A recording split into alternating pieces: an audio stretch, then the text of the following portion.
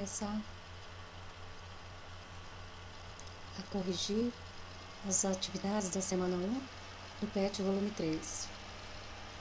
A primeira questão fala o seguinte: pesquise e faça um resumo sobre a visão de Aristóteles e Galileu em relação à força e movimento. Bom, Aristóteles, gente, ele é da época de antes de Cristo, né? Bem antes de Cristo. E ele era um filósofo, e ele falava a respeito do movimento, que a velocidade só variava enquanto tivesse uma força em cima do corpo. Quer dizer, se tirasse a força, a velocidade zerava, tá? Então ele falava isso, pensava isso, e assim ficou durante séculos, muitos séculos. Tiveram alguns grandes pensadores, né, que variaram com a situação. Aí a gente colocou aí a respeito do Galileu, que é o que pede, né? Galileu Galilei é da época mais ou menos do século, o quê? 17 mais 3, quer dizer, 20 séculos depois, né? Do século 17.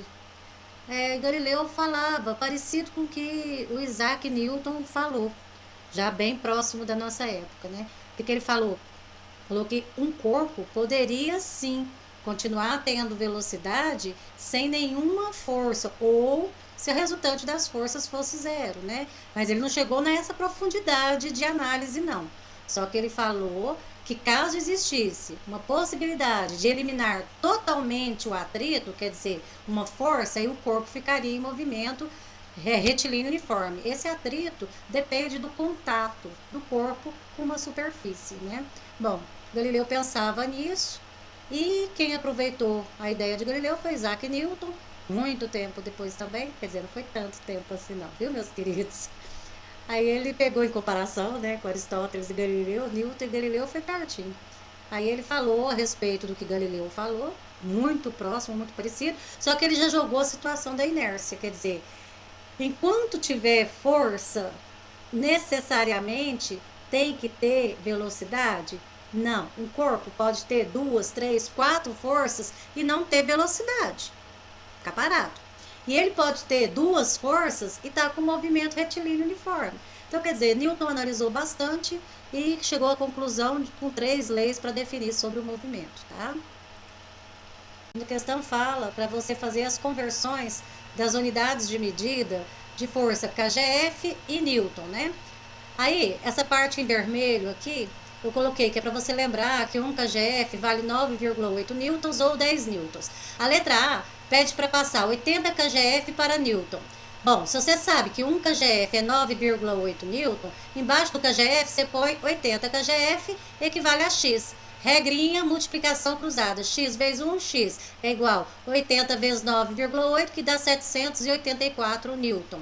Letra B, 0,078 kgf para newton. Você faz a mesma comparação. Se 1 kgf é 9,8 newton, 0,078 kgf equivale a x. Multiplicação cruzada, x é igual a 0,078 vezes 9,8, dá 0,7644 newton.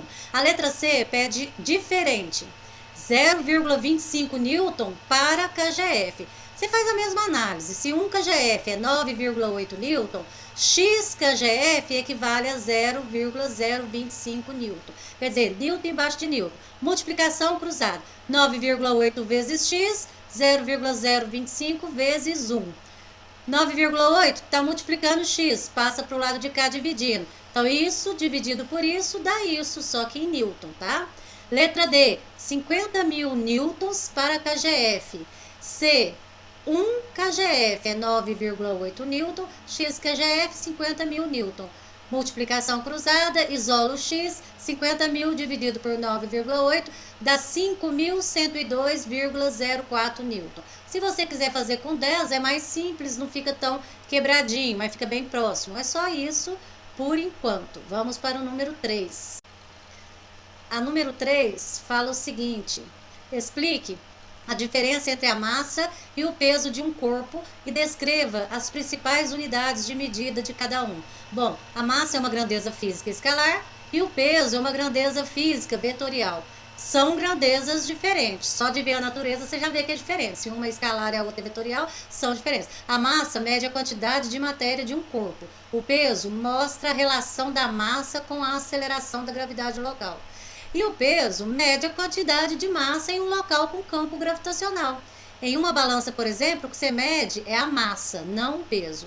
As unidades do sistema métrico decimal de massa são quilograma, hectograma, decagrama, grama, decigrama, centigrama, miligrama, entre outros. A unidade atribuída ao peso do Sistema Internacional de Unidades é o Newton, uma abreviação da unidade quilograma vezes metro por segundo ao quadrado. Quer dizer, quilograma é massa, metro por segundo ao quadrado é a aceleração.